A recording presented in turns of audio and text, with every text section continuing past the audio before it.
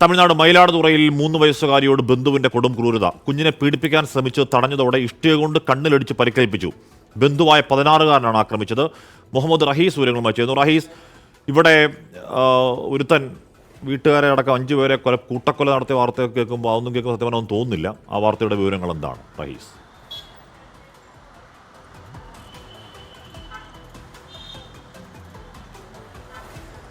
ഹാഷ്മി 3 വയസ്സുകാരിയാണ്, ബന്ധുവാണ്.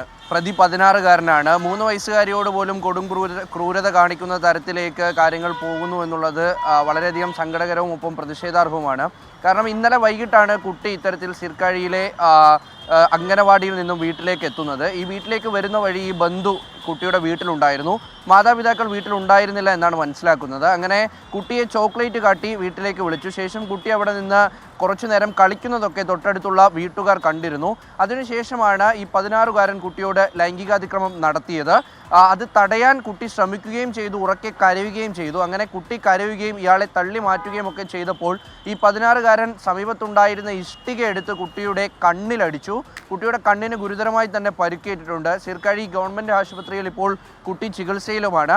അതിനുശേഷം ഈ തൊട്ടടുത്തുള്ള അയൽവാസികളൊക്കെ ഈ കുട്ടിയുടെ ശബ്ദം കേട്ട് ഓടി വന്ന് എന്തായാലും ആശുപത്രിയിൽ എത്തിക്കുകയായിരുന്നു. പിന്നീട് ഈ 16-കാരനെയും പിടികൂടി പോലീസിൽ ഏൽപ്പിക്കുകയും ചെയ്തു. എന്തായാലും ഇവൻ കസ്റ്റഡിയിലായിട്ടുണ്ട്.